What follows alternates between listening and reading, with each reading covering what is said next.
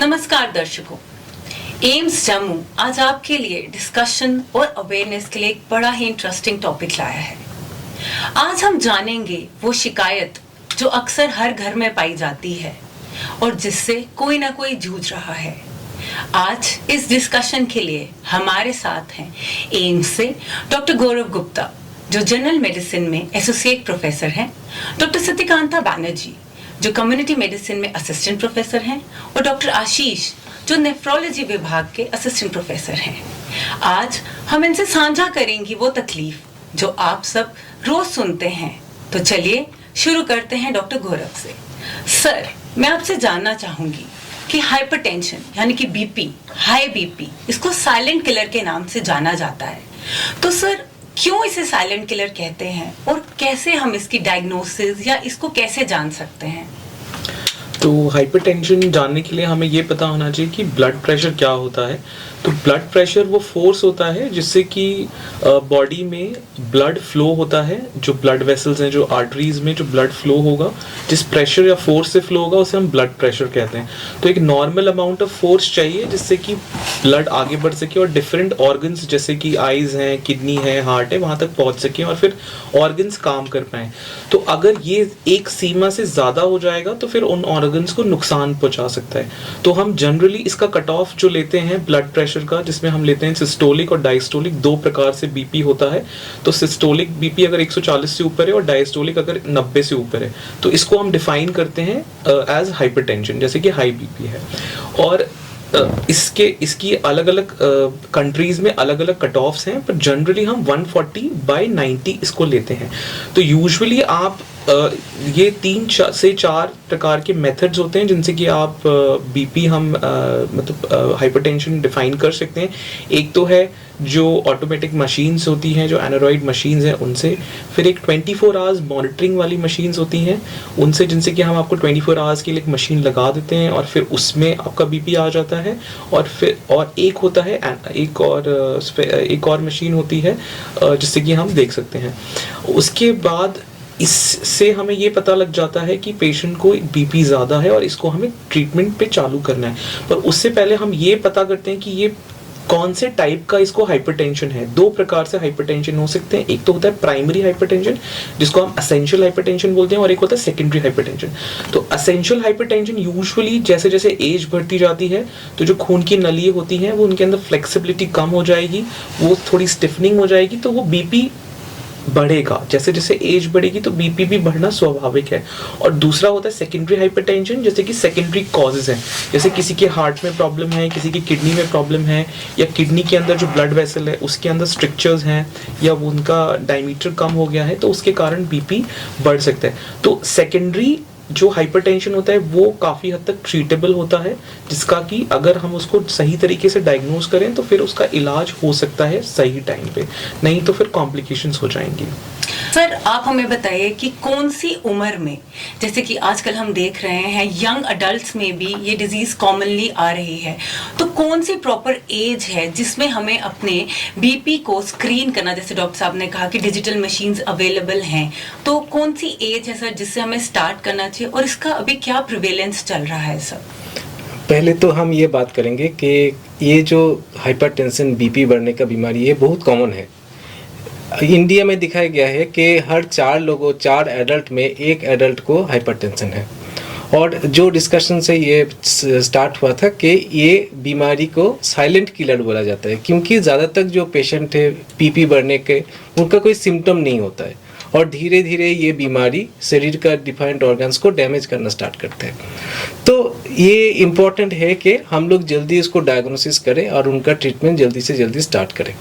तो जो government of India का जो प्लान है उसके हिसाब से 30 साल से ज़्यादा जिनका उम्र है उनको तो हर साल एक बार एटलीस्ट बीपी चेक करना चाहिए। और अगर हम लोग और डिटेल्स में बात करेंगे तो अभी जैसे दिखाया जा रहा है कि और भी कम उम्र में बीपी का शिकायत बढ़ रहा है। इसीलिए हम लोगों का सजेशन रहता है कि ऑल एडल्ट्स को जब अपॉर्चुनिटी मिलेगा तो एटलीस्ट साल में एक बार, 18 साल से ऊपर जो भी है उनको साल में एक बार एटलीस्ट बीपी चेक करना चाहिए। अगर हम डॉक्टर गौरव आपसे जाने यंग अडल्ट्स की बात, तो सर क्या रिस्क फैक्टर्स हैं या क्या कारण है जिसकी वजह से ये इतना कॉमन हो गया है कि आज हमारी यंग अडल्ट्स यंग जनरेशन है या अडोलसेंस है, उनको भी हम बोल रहे हैं कि आप आगे आके एटलीस्ट साल में एक बार बीपी ज़रूर चेक करवाएं?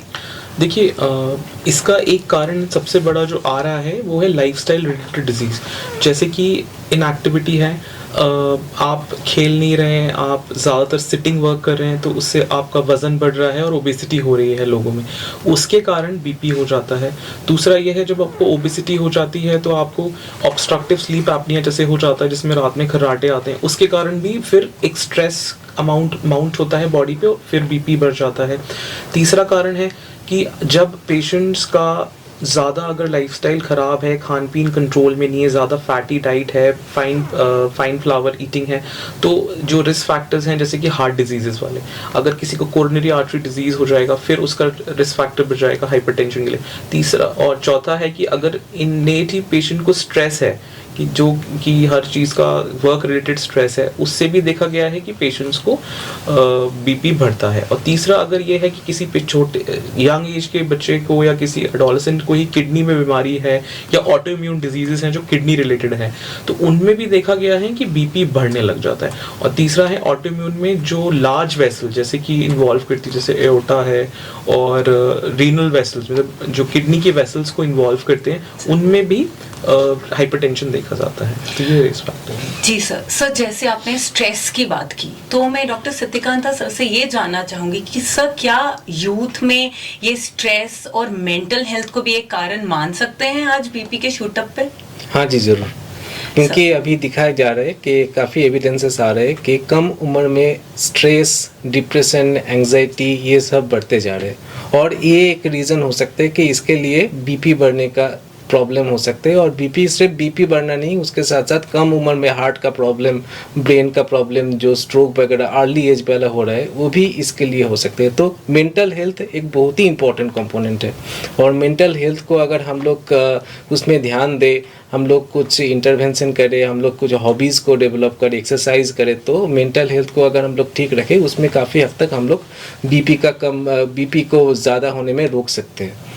मैं डॉक्टर आशीष से जानना चाहूँगी, सर अभी हमारे दोनों एक्सपर्ट्स ने हमें बताया कि जैसे डॉक्टर गौरव ने हमें बताया कि लाइफस्टाइल चेंजेस हैं, सर ने हमें बताया यूथ डायग्नोसिस कैसे करना है, डॉक्टर गौरव ने हमें ये भी बताया कि डिफरेंट ऑर्गन्स अफेक्ट होते हैं। तो सर मेनली कौन से ऑर्गन्स हैं जो हाई बीपी की वजह से अफेक्ट हो रहे हैं? जो हाई ब्लड प्रेशर है वो हमारे जो 4 मेजर ऑर्गन हैं उनको अफेक्ट करता है। उसमें सबसे इम्पोर्टेंट है हार्ट, आइज, ब्रेन और किडनीज। तो हर मरीज के लिए जो ब्लड प्रेशर है वो सेम ऑर्गन पे ज़्यादा इफेक्ट नहीं लाता। हर मरीज पे, किसी पे ये आंखों पे ज़्यादा इफेक्ट करेगा, किसी मरीज में ये हार्ट पे ज़्यादा इफेक्ट करेगा, किसी मरीज में ये ब्रेन में ज़्यादा इफेक्ट करेगा। तो मतलब ये 4 मेजर ऑर्गन हैं जिन पे हाई ब्लड प्रेशर का जो है वो डेट्रीमेंटल इफेक्ट रहता है। सर मैं आपसे ये जानना चाहूँगी, एक बड़ा ही कॉमन सा क्वेश्चन हर घर में होता है कि अगर कोई बड़े बुजुर्ग बीपी की दवाई ऑलरेडी खा रहे हैं डॉक्टर साहब के कंसल्टेशन से, और किसी यंग को या घर में किसी को भी अचानक बीपी शूटअप होता है, वो चेक करते हैं, क्या जो दवाई वो ले रहे हैं या जो मेडिसिन वो खा रहे हैं हम भी वही मेडिसिन खा सकते हैं? देखिए, हर मरीज का जो ट्रीटमेंट है वो डिफरेंट होता है। उस मरीज को कितनी डोज लगनी है और कौन सी दवाई लगनी है वो कुछ प्रिलिमिनरी टेस्ट होते हैं, उसके बाद ही डिसाइड होता है। अगर हम किसी और मरीज की दवाई अपने ऊपर स्टार्ट कर देंगे तो वो हमारे लिए डेट्रीमेंटल भी हो सकती है। सर मैं आपसे ये जानना चाहूँगी कि दवाई हमने खाई, हम प्रॉपर ट्रीटमेंट ले रहे हैं, आज बीपी कंट्रोल हो गया है, क्या हम ये दवाई अब रोक सकते हैं? ये हम रोज़मर्रा के हमारे जो पेशेंट आते हैं, ये सबसे कॉमन पूछा जाने वाला क्वेश्चन है। देखिए, अगर ब्लड प्रेशर कंट्रोल हो रहा है दवाई खाने के साथ, तो हमें मतलब उस दवाई को कंटिन्यू रखना है। दवाई खाने के बाद ब्लड प्रेशर कंट्रोल हो रहा है, तो दवाई खाना बहुत ज़रूरी है। अगर हम उस टाइम दवाई बंद कर देंगे तो जो ब्लड प्रेशर है वो दोबारा बढ़ जाएगा और थोड़े टाइम बाद उसके जो डेट्रीमेंटल इफेक्ट हैं वो हमारे शरीर पे आने शुरू हो जाएंगे। मैं डॉक्टर सत्यकांता जी से ये जानना चाहूंगी, सर कौन से बेसिक लाइफस्टाइल चेंजेस हैं जो हमें प्री हाइपरटेंसिव यानी कि अभी बीपी थोड़ा बढ़ा है या कभी ब्लड प्रेशर की शिकायत आती है उसकी हम रोकथाम कर सकें? क्या प्रिवेंटिव मेजर्स हमारी जनता ले ताकि वो इस बीमारी की रोकथाम कर सकें और कोशिश करें कि घर में ये प्रवेश ही ना करें? हाँ जी, ये बहुत ज़रूरी है जानना कि कैसे हम लोग बीपी को होने में रोक सकते हैं, बीपी का प्रॉब्लम होने में रोक सकते हैं। सबसे ज़रूरी बात यह है कि एक्सरसाइज, हम लोग बोलते हैं कि एटलीस्ट आधा घंटा पर डे किसी को एक्सरसाइज करना चाहिए, एडल्ट्स को, और हफ्ता में एटलीस्ट 5 दिन एक्सरसाइज करना चाहिए। दूसरा है कि फ्रूट्स एंड वेजिटेबल्स इंटेक। अभी देखा जा रहा है लोग फल सब्जियां बहुत कम खाते हैं, लेकिन हम लोग बताते हैं कि आप लोग सही से सब्जियां और फल खाइए, जो लोकली अवेलेबल है वही को खाइए, और दिन में एटलीस्ट 400 ग्राम फ्रूट्स वेजिटेबल्स मिला के खाना चाहिए सबको, सब एडल्ट्स को। तीसरा है कि आप स्ट्रेस कम करने के लिए आप कुछ हॉबीज़ कीजिए, कुछ एक्सरसाइज कीजिए और ज़्यादा सेडेंटरी लाइफस्टाइल कम कीजिए। ऐसे हम लोग देखते हैं अभी बच्चे भी दिन भर मोबाइल लेके बैठे रहते हैं, कंप्यूटर लेके गेम खेलते रहते हैं, ये बहुत डेंजरस होता है। जितना सेडेंटरी लाइफस्टाइल करेगा, जितना खेलेगा नहीं, जितना एक्सरसाइज में इन्वॉल्व नहीं रहेंगे, उतना उनका बीपी होने के चांस बढ़ जाते हैं। ये मेन होता है कि हम लोग बीपी को कैसे रोक सकते हैं। जाते जाते मैं डॉक्टर गौरव सर से चाहूंगी कि सर एक टेक अवे मैसेज हमारे दर्शकों के लिए आप जरूर दीजिए इस बीमारी को लेकर। तो टेक अवे मैसेज तो यही है कि जब मौका मिले तो आप अपना बीपी नापिए, और ये ज़रूरी है कि आप खुद सीख लीजिए कि डिजिटल मशीन से कैसे बीपी नापना है, क्योंकि इसमें 2-3 चीज़ें ये भी हैं कि कफ साइज़, कभी किसी का हाथ ज़्यादा मोटा है तो उसमें कफ साइज़ चेंज हो जाएगा, पतला एक बच्चा है तो उसके लिए कफ साइज़ अलग होगा। तो ये आपके डॉक्टर के पास अपनी बीपी मशीन लेके जाइए, वो आपको बताएंगे कि ये बीपी मशीन आपके लिए ठीक है, कफ साइज़ ठीक है। और आप खुद सीखिए, बीपी खुद पे घर पे नापिए और अपने घर वालों को भी सिखाइए, क्योंकि ये एक ऐसी असेंशियल टूल है जिससे कि आप अगर नापें और मॉनिटर करें तो फ्यूचर में कॉम्प्लिकेशन से बच सकते हैं, और परमानेंट डैमेज जैसे आईज, हार्ट और किडनी, ये 3 ऑर्गन्स अगर आप सेफ रखेंगे तो आपकी लाइफ का लॉन्जेविटी बढ़ेगी, आपकी लाइफ स्पैन बढ़ेगा। तो यही चीज़ें, और आप हेल्दी लाइफस्टाइल करिए, आप योगा करिए, एक्सरसाइज करिए, हॉबीज़ डेवलप करिए, ये चीज़ इंपॉर्टेंट है। Thank you. इसी के साथ हम अपने दर्शकों का शुक्र अदा करते हैं कि उन्होंने हमारे साथ जुड़ने का एक संभव प्रयास किया, और इस पैनल को बहुत बहुत शुक्रिया कि आप आए और हमारे दर्शकों को अवेयरनेस दी। नमस्कार।